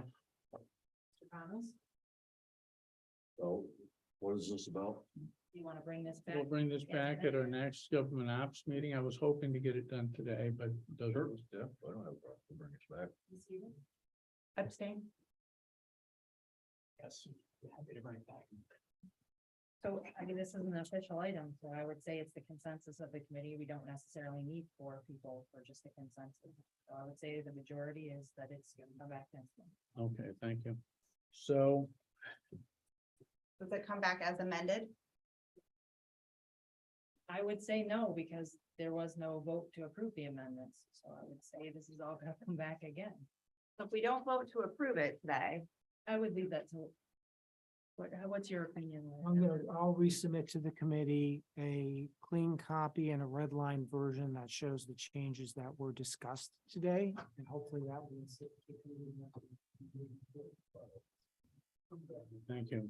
So in regards to discussing the FOIL access officer and the FOIL policy and the other items, if referrals are pending, I will ask the committee if it's okay with you if we postpone those to the next government operations. Do I need a roll call vote? is there discussion on this? Like, I have a comment. Right, yeah, we're looking for consensus. Yes, Supervisor Seaver. Mr. Chairman, I would just ask that while we're debating and looking at a new FOIL policy, that I have the assurance from our acting county administrator who's not here, or perhaps our chair or our county attorney, that we are complying with our FOIL policy as it currently exists. We have a policy. It should be being followed until such time that the policy is amended. Are we following our FOIL policy? Yeah. I mean, I don't have any jurisdiction. County attorney? I can't speak if we're following it or not. We have a legal requirement to follow the policy that's in place. As far as I'm there right now, that's what is being followed. I haven't been told of anything Okay. currently that's operating outside of the current policy.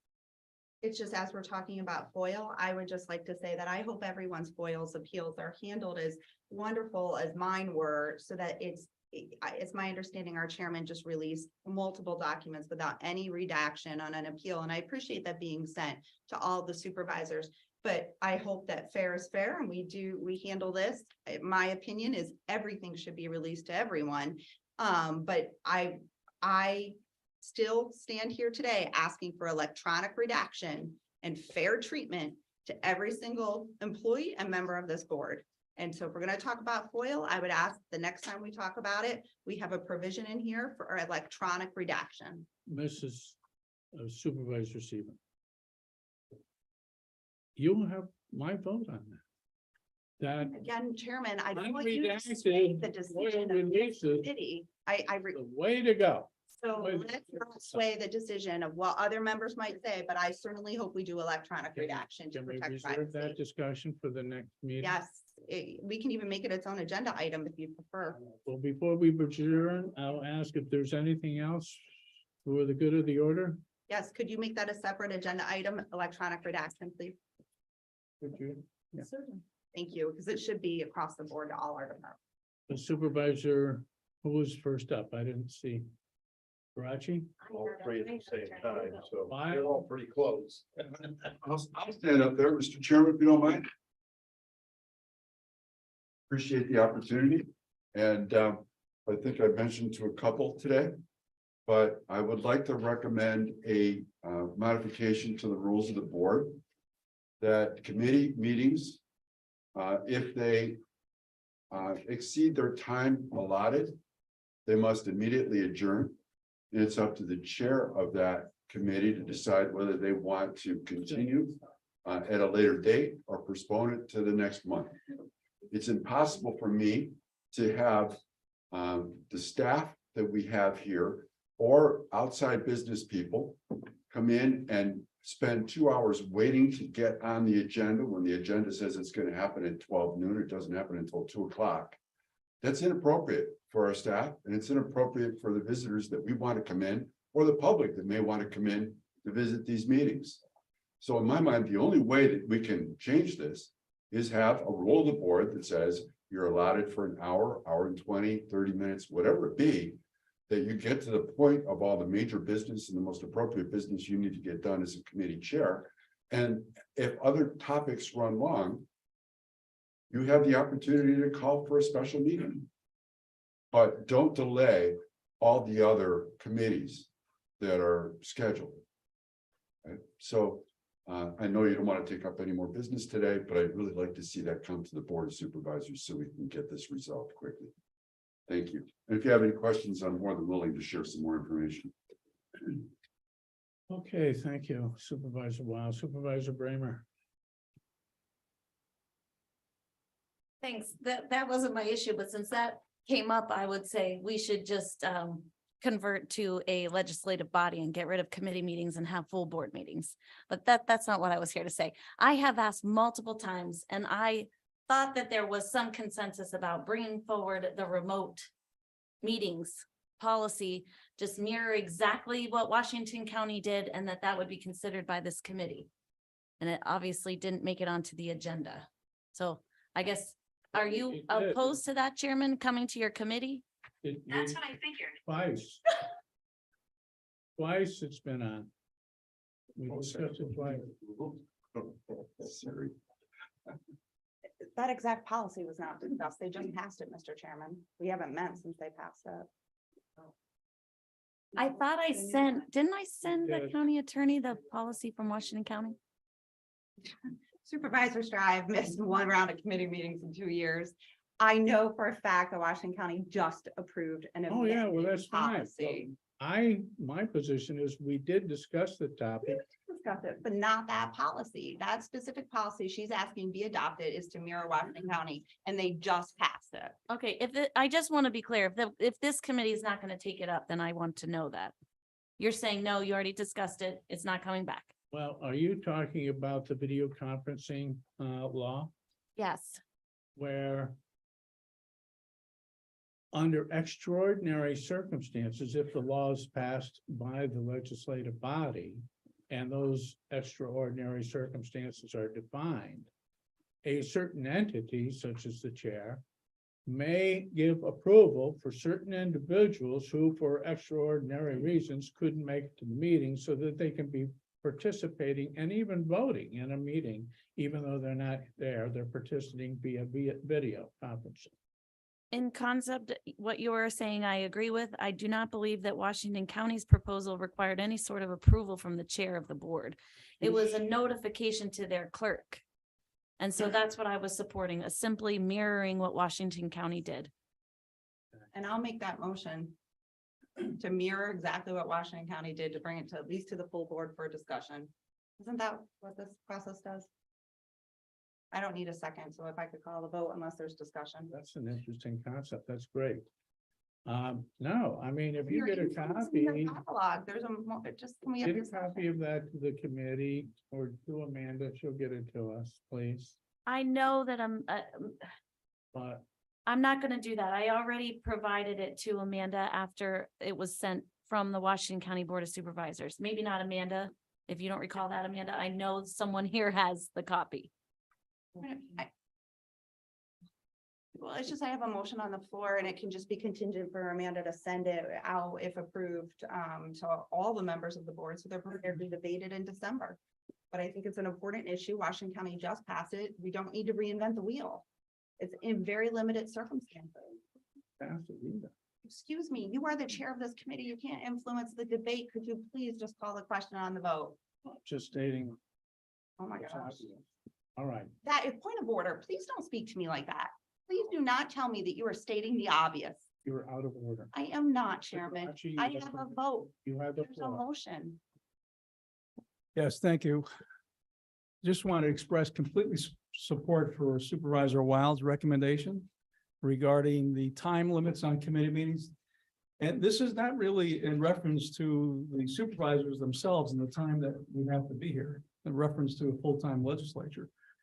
But classic example was yesterday with several meetings. We had members of the public take time off from work, leave their businesses, sat here for well over 2 hours, in excess of 2 hours.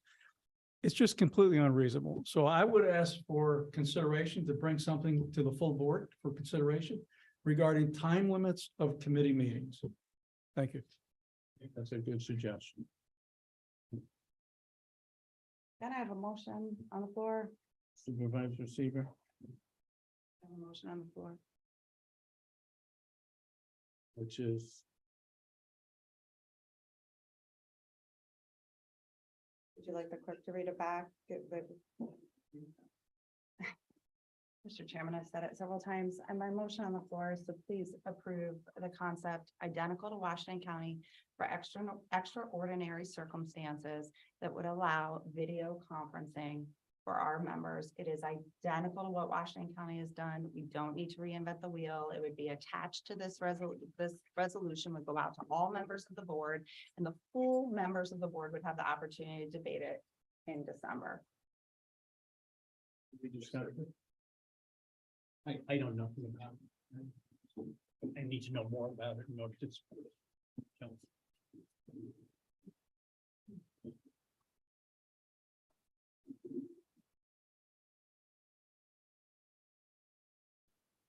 All right. Let's bring it to a vote. Yes, I would call a question. All right, the motion, the way I understand it, is to approve Washington County's video conferencing law as they approved. All those in favor, say aye. Aye. Nay? No. Ayes have it.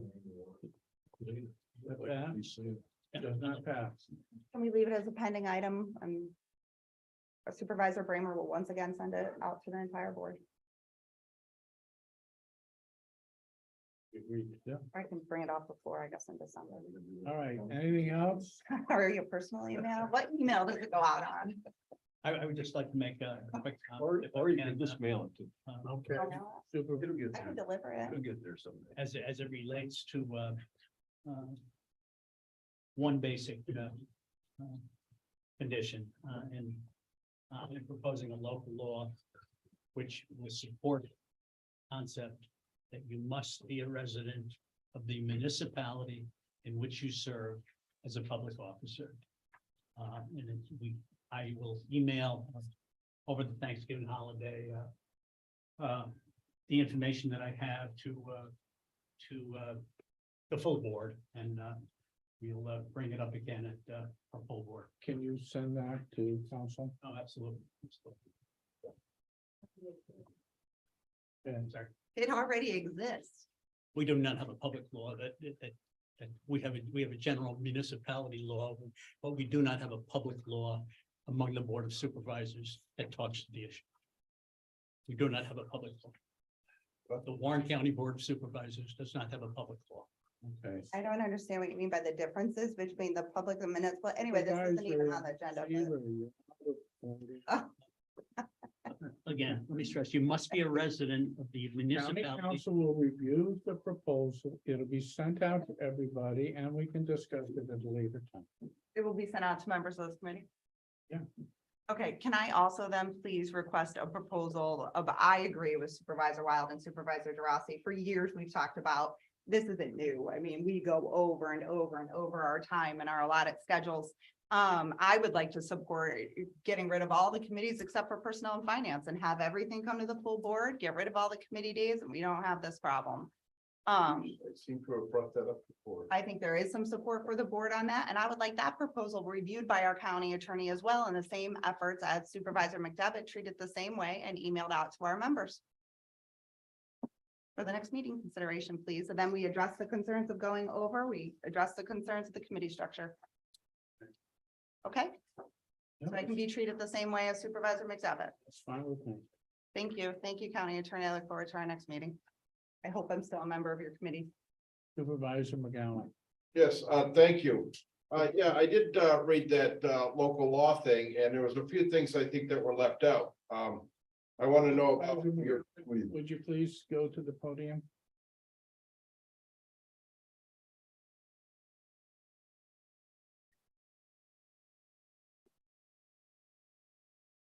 I did read the local law on the residency, and I was pretty sure we already had a policy in place, but there's a few things that were left out of there. I mean, what about your cat, your fish? All right, if you got a pet turtle, I mean, come on.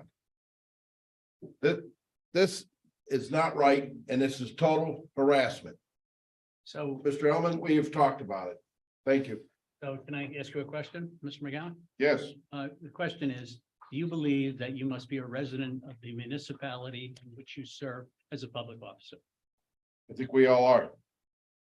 Do you think we should have a public law, a Warren County public law that supports that idea and that concept? I believe we have it.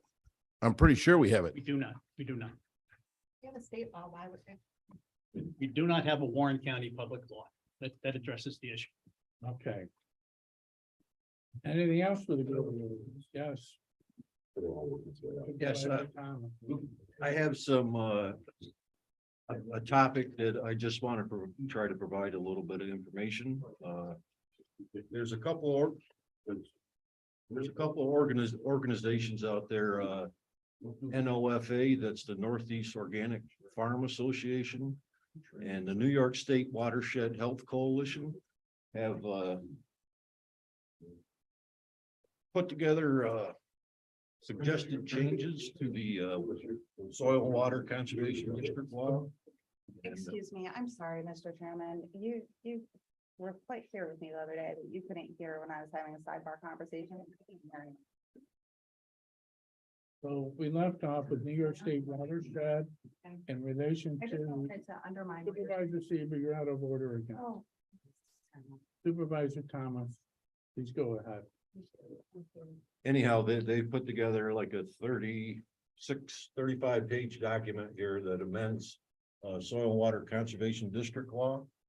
And, I am also a, director on the New York Association of Conservation Districts. I represent, Warren County, Hamilton, Clinton, Franklin, and, Essex County. And, this board has met a couple of times and discussed this, and they also discussed it at their annual meeting. I was unable to attend that. That was in mid-October, and I was in the middle of I think it was a county budget. And, so I didn't attend that, but there's also a Conservation District Employees Association that is very much opposed to these proposed changes to the local law. And there's a lot of information. I don't really have any kind of a resolution or action today for this board to take. However, I would like to provide some information to at least the committee or maybe all the board as to what's transpiring here, and maybe at a future legislative meeting, we'll have a resolution to if the committee desires to oppose this. Please share that with us. Because it basically changes the whole makeup of the Soil and Water Board. It takes away the Farm Bureau members, and it takes away the Grange, and it adds the two members from each county that are from the legislative or the Board of Supervisors, whatever the case may be, would become elected members of the board. And As opposed to appointed. it just changes the whole makeup. And personally, I think it changes the whole function of the Soil and Water District. I think personally, I think they're trying to get on the board so that they can access the $300 million in the EPF every year and more money that's coming. So, has the ATV taken a position on this too? I don't know if they have. Yeah, because they may already have a resolution. Yep. Stating their disagreement points. And we might be able to just borrow from that. Right. Well, I do have a letter from, I believe it's Genesee County, or a resolution that they sent to their legislators. I have various articles from the reporter, proposed regulation changes threaten soil and water conservation district efforts, officials say. That's it from Delaware County. The New York State Grange wrote a statement about it and how they're opposed to it, and also from the District Employees Association. So as I get, a gathering of information, I'll send it out. All right, thank you. I have a question. Supervisor Seaver. Supervisor Thomas, when are they proposing the changes for that?